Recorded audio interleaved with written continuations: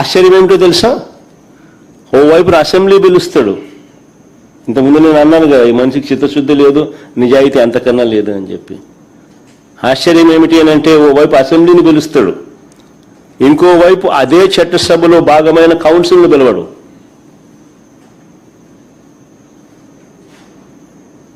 ఇంకోవైపు అదే చట్టసభలో భాగమైన కౌన్సిల్ను పిలవడు. ఎందుకు? కౌన్సిల్ని పిలిస్తే రాజధాని పేరిట చంద్రబాబు చేస్తా ఉన్న అవినీతి భాగోతాన్ని కౌన్సిల్లో సభ్యులు బయట పెడతారని.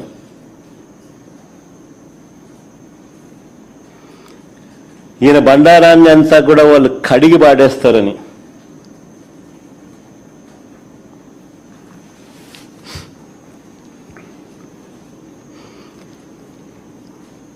ఆశ్చర్యం కలిగించే విషయాలు ఇవన్నీ.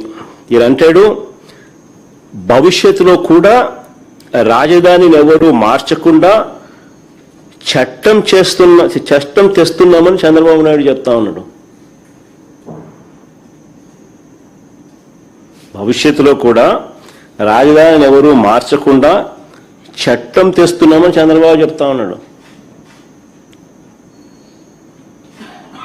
ఇలా అసెంబ్లీలో వీళ్ళు చేయగలేంది మళ్ళీ అదే అసెంబ్లీలో మళ్ళీ దాన్ని మార్పులు కూడా చేయలేరా? చట్టాల గురించి మాట్లాడే ఈ వ్యక్తి చట్ట సవరణ గురించి మాట్లాడ్డా? తెలియదా ఈయనకేమన్నా? తెలుసు, కానీ డ్రామా. ఇంతకుముందు నేను చెప్పినట్టుగా ఈ డ్రామా అంతా ఎందుకు? తన అవినీతిని కప్పిపుచ్చుకునేందుకు డ్రామా. ఏ చట్టమైనా కూడా చట్టసభ ద్వారా చట్టం చేయగలుగుతుంది, చట్టంలో సవరణలు కూడా చేయగలుగుతుంది. ఇది అందరికీ తెలిసిన విషయాలే. 3 ఏళ్ల పిల్లోడు 6 ఏళ్ల పిల్లోడిని అడిగినా చెప్తారు. కానీ చంద్రబాబు నాయుడు ఏదో కొత్తగా ప్రజలకు తెలియనట్టుగా, దాన్ని పక్కదోవ పట్టించేట్టుగా, దాన్ని ఏదో విప్లవాత్మకంగా తీసుకొని వస్తానట్టుగా ఓ బిల్డప్, దానికి ఒక కథ, ఎందుకు అంత చేస్తూ ఉన్నాడంటే తన అవినీతి నుంచి టాపిక్ డైవర్ట్ చేసేందుకు.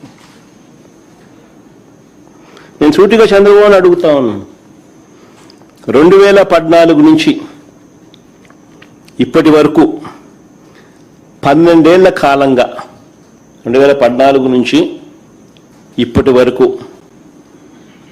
అంటే దాదాపు ఆయన 5 ఏళ్ళు, మళ్ళీ మధ్యలో మా 5 ఏళ్ళు, మళ్ళీ ఇప్పుడు 2 ఏళ్ళు, దాదాపుగా 12 ఏళ్ళు కాలంలో మనస్ఫూర్తిగా చంద్రబాబు నాయుడు అడుగుతానా, నువ్వు ఈ ప్రాంతంలో ఉన్నావా అని అడుగుతా ఉన్నా.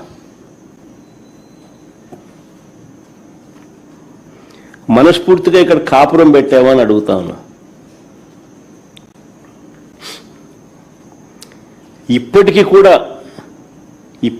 కూడా మీ కుటుంబాలన్నీ ఎక్కడున్నాయని అడుగుతా ఉన్నా.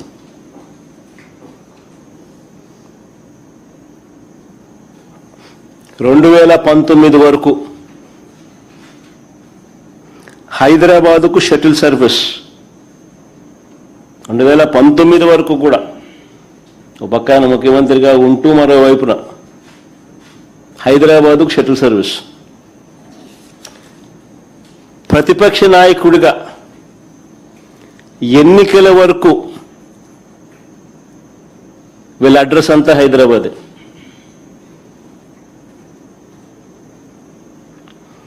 ఇప్పుడు కూడా